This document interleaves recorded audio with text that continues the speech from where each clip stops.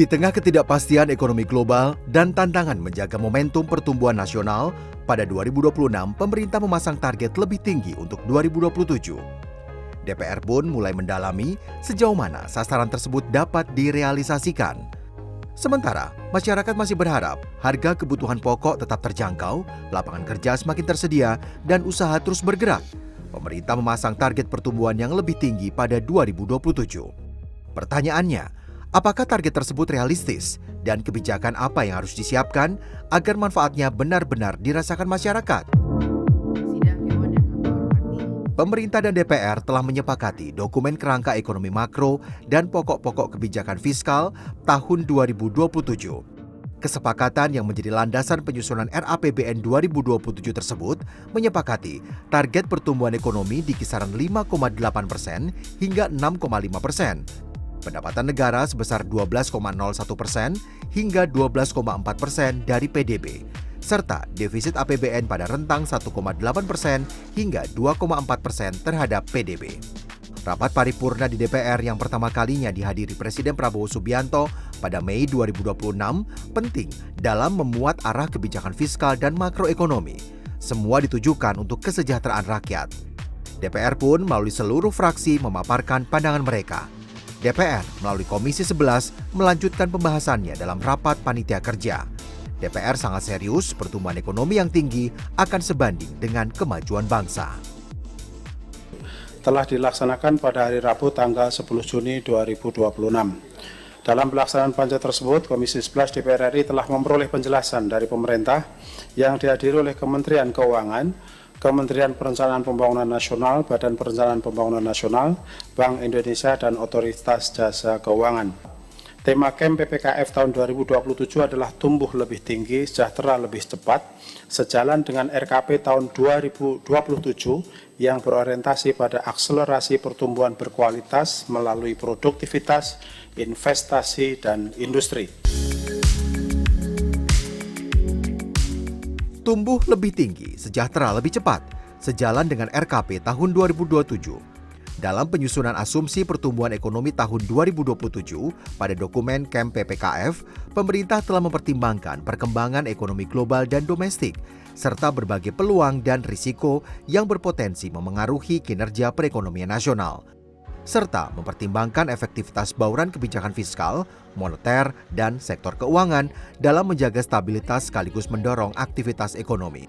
Pemerintah memastikan berbagai agenda transformasi ekonomi nasional dilakukan, antara lain upaya peningkatan produktivitas, penguatan investasi, penurunan e-core, hilirisasi, serta industrialisasi sebagai instrumen utama untuk memperkuat pertumbuhan ekonomi yang lebih tinggi dan inklusif yang ditujukan dengan penciptaan tenaga kerja formal dan peningkatan kesejahteraan umum. Dengan mencermati dinamika perekonomian terkini dan prospek ke depan, kami optimis perekonomian Indonesia akan mampu berputar lebih cepat dan tumbuh lebih tinggi sebagai fondasi akselerasi peningkatan kesejahteraan rakyat. Pimpinan DPR menilai target makroekonomi 2027 tersebut masih realistis di tengah ketidakpastian global. Target defisit 1,8 hingga 2,4%, pertumbuhan investasi 6,5 hingga 7,5%, pertumbuhan ekspor 7,1 hingga 8,8%, serta asumsi nilai tukar 16.800 hingga 17.500 rupiah per dolar Amerika Serikat dinilai masih dapat dicapai dengan pelaksanaan kebijakan yang konsisten.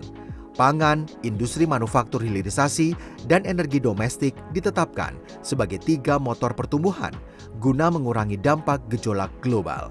Sementara program prioritas pemerintah seperti program makan bergizi gratis, koperasi desa, dan modernisasi kampung nelayan diharapkan menjadi pendorong konsumsi masyarakat. Perencanaannya baru dimulai, ya harus optimis. Yang akan saya sampaikan adalah saya percaya bahwa pemerintah sudah bekerja keras dalam penyusunan KEM PPKF dengan data dan analisa yang akurat tentunya, dan saya percaya itu semua akan membawa Indonesia ke pertumbuhan ekonomi yang direncanakan. Jadi masyarakat saya harap bersabar dan optimis terhadap semua program-program kerja pemerintah. Untuk mencapai target pertumbuhan 5,8 hingga 6,5% pada 2027, pemerintah tidak bisa mengandalkan satu sektor saja. Konsumsi rumah tangga, investasi, industri manufaktur, hilirisasi, pemberdayaan UMKM, hingga kinerja ekspor menjadi mesin utama yang harus bergerak secara bersamaan. Ketua Komisi 11 dari fraksi Partai Golkar Muhammad Misbakun meminta pemerintah memberikan arah pembangunan yang jelas melalui APBN 2027 agar masyarakat dan dunia usaha percaya terhadap target pertumbuhan ekonomi yang lebih tinggi. DPR menilai peningkatan pendapatan masyarakat, penciptaan lapangan kerja, stimulus ekonomi dan perlindungan bagi kelas menengah akan menjaga daya beli sebagai penopang utama produk domestik bruto. Sedangkan, untuk perbaikan iklim investasi, DPR mendorong reformasi perpajakan, perizinan dan kepastian hukum agar investasi meningkat. Sementara, kinerja ekspor dan cadangan devisa harus terjaga untuk meningkatkan kepercayaan investor. Misbakun menegaskan, DPR akan mengawal implementasi kebijakan melalui pengawasan dan evaluasi berkelanjutan. Pemerintah didorong konsisten menjalankan kebijakan yang telah disepakati bersama DPR dengan monitoring dan evaluasi berbasis data atau evidence-based policy agar target pertumbuhan ekonomi dapat tercapai atau diperbaiki jika ditemukan kendala. Tentunya pertumbuhan itu akan didorong di mana? Pertumbuhan kita yang utama adalah konsumsi rumah tangga. Konsumsi rumah tangga ini dicapai oleh penghasilan masyarakat. Masyarakat melakukan ekspansi dengan penghasilan yang ada dipakai untuk mengkonsumsi kebutuhan mereka sehari-hari.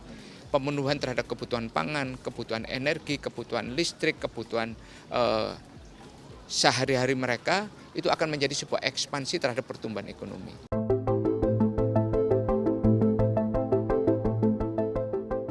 Sementara itu, anggota Komisi 11 fraksi Gerindra, Kamru Samad berpendapat DPR optimistis target pertumbuhan ekonomi dapat dicapai karena pemerintah telah melakukan konsolidasi kebijakan dari hulu hingga hilir. Terutama di sektor sumber daya alam melalui penertiban kawasan hutan atau PKH, hilirisasi dan kebijakan devisa hasil ekspor DHE dan hasil implementasinya diperkirakan mulai terlihat pada 2027. Di sektor keuangan, DPR mendorong penurunan bunga kredit UMKM, peningkatan kepercayaan dunia usaha agar kredit perbankan tersalurkan, percepatan reformasi perizinan, serta insentif bagi industri manufaktur untuk mencegah deindustrialisasi dini dan menarik investasi.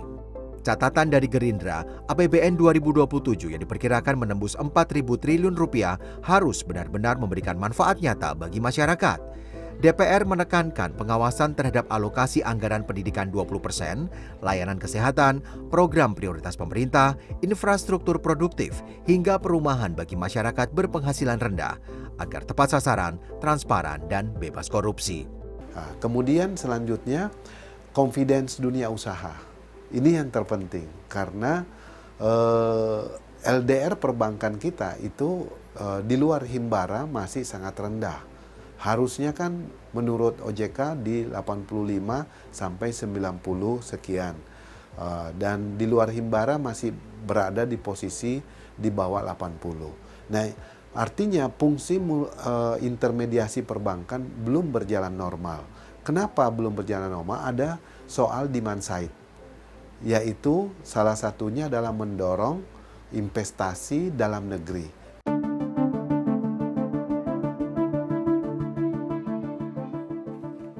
Berbagai belanja yang digunakan untuk mendanai berbagai program dan target pemerintah tersebut akan sangat bergantung pada penerimaannya. DPR menilai penerimaan pajak menjadi titik paling krusial dalam pembahasan RAPBN 2027 dan meminta pemerintah menjelaskan target pajak secara rinci.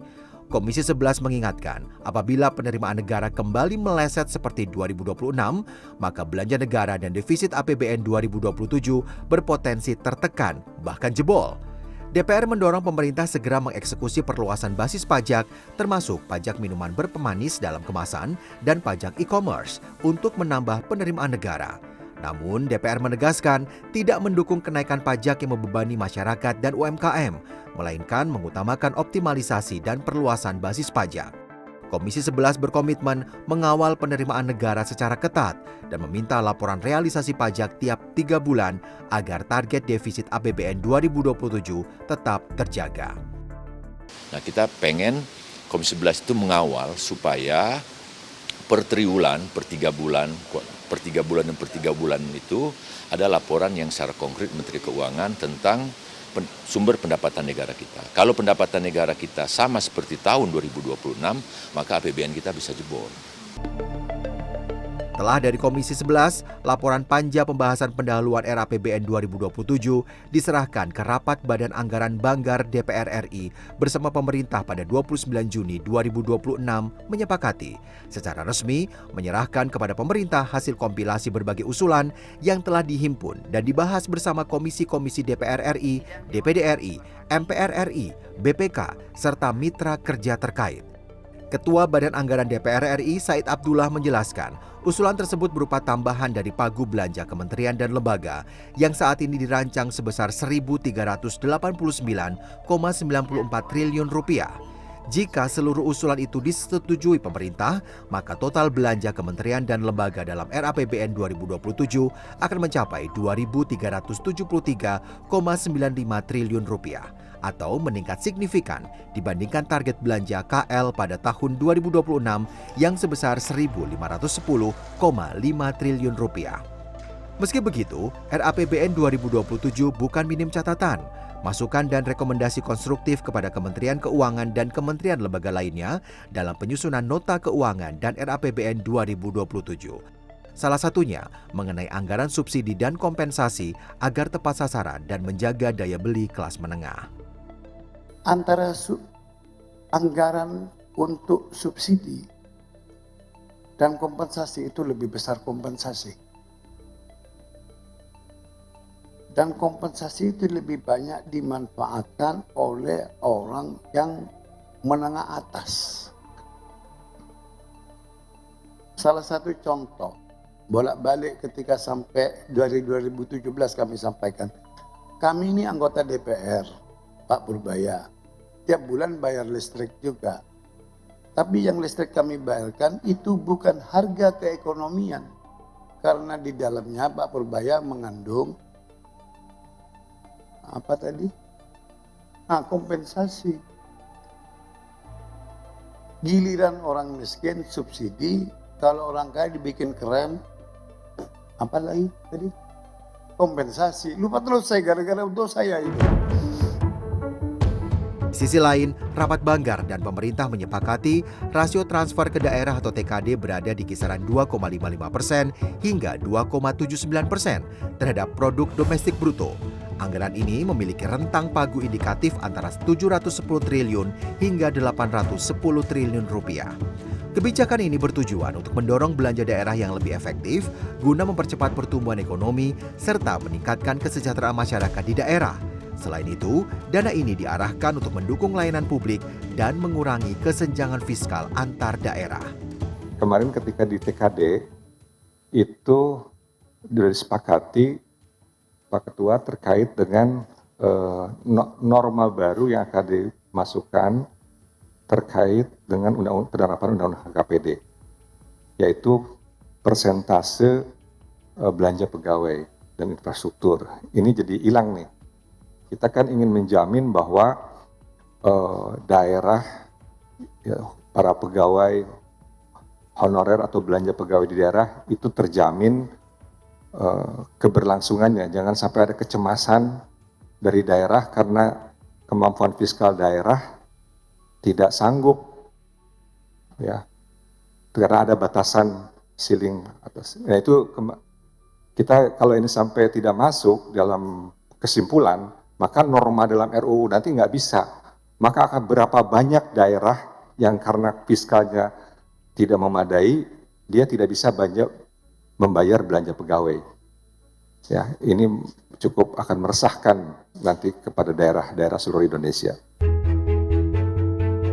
Selanjutnya, proses penyusunan RAPBN tahun anggaran 2027 akan berproses sesuai tahapan yang telah ditetapkan, termasuk penyampaian nota keuangan dan RAPBN tahun anggaran 2027. Direktur Eksekutif Indef, Ahmad Tauhid menilai untuk mencapai target pertumbuhan ekonomi 5,8 hingga 6,5%, pemerintah perlu melakukan reformulasi fiskal dengan memprioritaskan program dan anggaran yang mampu mendorong pertumbuhan ekonomi tanpa memperlebar defisit secara berlebihan.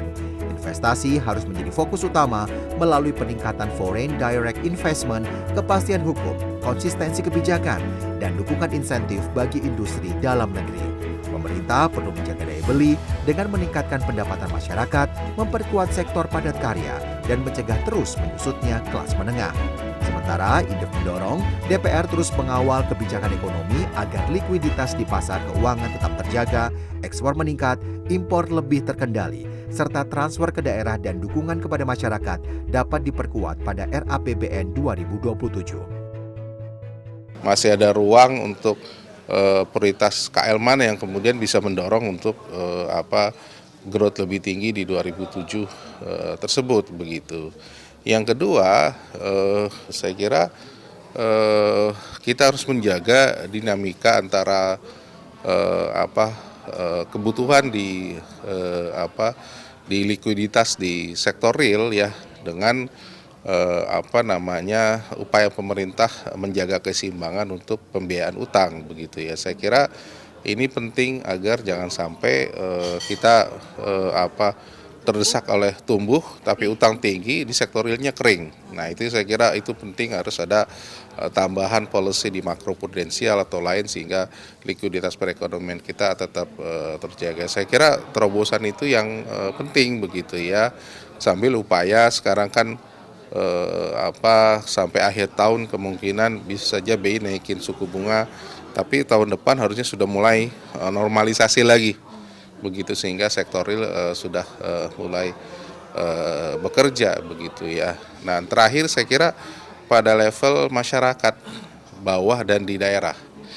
Nah ini saya kira memang kalau tahun 2026 turun cukup drastis sekitar kurang lebih 300 triliun, maka harusnya memang 2027 anggaran ke daerah plus ke masyarakat bisa lebih tinggi, bahkan paling tidak sama dengan 2025 yang lalu.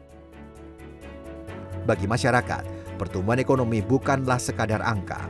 Target ekonomi tumbuh di atas 5,8% diharapkan berujung pada ketersediaan lapangan kerja yang lebih luas, daya beli yang tetap terjaga, serta kesempatan usaha yang semakin terbuka. Untuk DPR sendiri ya lebih aktif lagi mendorong pemerintah biar kerja lebih baik, kerja lebih tegas, kerja lebih cepat, sama bisa memastikan kalau di tingkat eksekutif ini mampu menjalankan tugasnya dengan sebaik-baiknya aja. Kalau untuk DPR sendiri sih, kami sih berharapnya bisa benar-benar menjadi tempat untuk mengawasi kinerja pemerintah ya. DPR akan mengawal koordinasi antara pemerintah, Bank Indonesia, dan OJK, termasuk memantau hasil rapat Komite Stabilitas Sistem Keuangan atau KSSK agar kebijakan tetap selaras dengan target pertumbuhan ekonomi. DPR memperkuat pengawasannya tidak hanya dilakukan lewat rapat dengan pemerintah, tapi juga melalui kunjungan kerja ke daerah untuk memastikan program prioritas berjalan tepat sasaran, transparan,